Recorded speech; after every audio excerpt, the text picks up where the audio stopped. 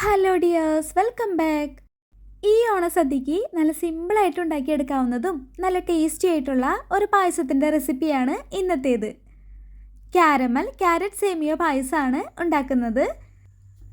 അതിനായി ആദ്യം തന്നെ പാനിലേക്ക് 2 ടേബിൾ സ്പൂൺ നെയ്യ് ചേർത്ത് ചൂടാക്കിയെടുക്കാം. ഇനി ഇതിലേക്ക് കാഷ്യൂനട്ട് ചേർത്ത് ഇളക്കി കൊടുക്കാം. കാഷ്യൂനട്ട്സൊക്കെ ഒരു ഗോൾഡൻ കളറായി തുടങ്ങുമ്പോൾ കുറച്ച് ഉണക്കമുന്തിരി കൂടി ചേർത്ത് വറുത്തെടുക്കാം. ഇനി ഇത് മാറ്റി വയ്ക്കാം. ഇനി ബാക്കി നെയ്യിൽ ഒരു ക്യാരറ്റ് ചെറുതായിട്ട് ഗ്രേറ്റ് ചെയ്തത് ചേർത്ത് കൊടുത്ത് നല്ലപോലെ ഒന്ന് വേവിച്ചെടുക്കാം. ക്യാരറ്റ് ഇതുപോലെ വേവായിട്ട് വരുമ്പോൾ ഒരു 1.5 ടേബിൾ സ്പൂൺ പഞ്ചസാര ചേർത്ത് കൊടുത്ത് നല്ലപോലെ ഒന്ന് ഇളക്കി യോജിപ്പിച്ചെടുക്കാം. പഞ്ചസാര മെൽട്ടായി വന്നു കഴിഞ്ഞാൽ ഇനി നമുക്ക് ഫ്ലെയിം ഓഫ് ചെയ്യാം. എന്നിട്ട് ഇതും മാറ്റി വയ്ക്കാം. ഇനി നമുക്ക് പായസത്തിലേക്ക് വേണ്ട സേമിയ വറുത്തെടുക്കണം. അതിനായി 1/2 ടേബിൾ സ്പൂൺ നെയ്യ് ഒഴിച്ചു കൊടുത്ത ശേഷം നെയ്യ് ചൂടായിട്ട് വരുമ്പോൾ ഒരു 100 ഗ്രാം അളവിൽ സേമിയ ചേർക്കാം. ഞാനെടുത്തിരിക്കുന്നത് റോസ്റ്റഡ് ആയിട്ടുള്ള സേമിയയാണ്. എങ്കിലും നെയ്യിൽ ജസ്റ്റ് ഒന്ന് ചൂടാക്കി എടുക്കുന്നുണ്ട്.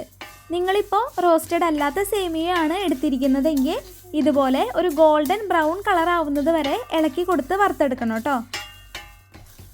ഇനി ഇതും നമുക്ക് മാറ്റി വയ്ക്കാം. ഇനി നമുക്ക് പായസം ഉണ്ടാക്കാൻ തുടങ്ങാം.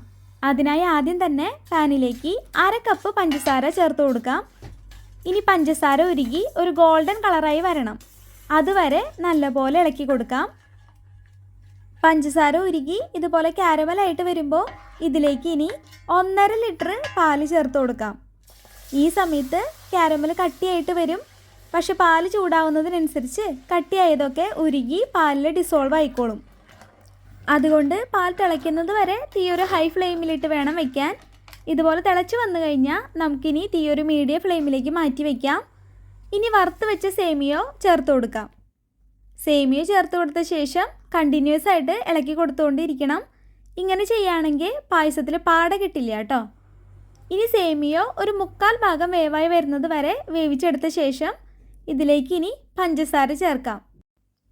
ഞാനിപ്പോൾ 1/2 കപ്പ് പഞ്ചസാരയാണ് ചേർക്കുന്നത്. പഞ്ചസാരയുടെ അളവ് നിങ്ങളുടെ ഇഷ്ടത്തിനനുസരിച്ച് കൂട്ടിയോ കുറച്ചോ ചേർക്കാവുന്നതാണ് കേട്ടോ. ഇനി ഇതിലേക്ക് നേരത്തെ റെഡിയാക്കി വെച്ച ക്യാരറ്റ് ചേർത്ത് കൊടുക്കാം.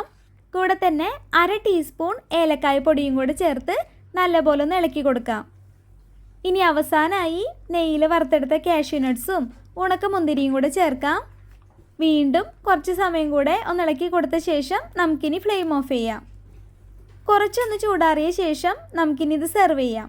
അപ്പോൾ ഇത്രയേ ഉള്ളൂ. ക്യാരറ്റ് സേമിയോ പായസം ഇവിടെ റെഡി ആയിട്ടുണ്ട്.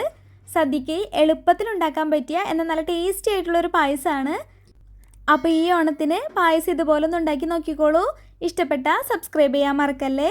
മറ്റൊരു റെസിപ്പി വീഡിയോയിൽ നമുക്ക് വീണ്ടും കാണാം. അതുവരേക്കും ബൈ ബൈ. താങ്ക്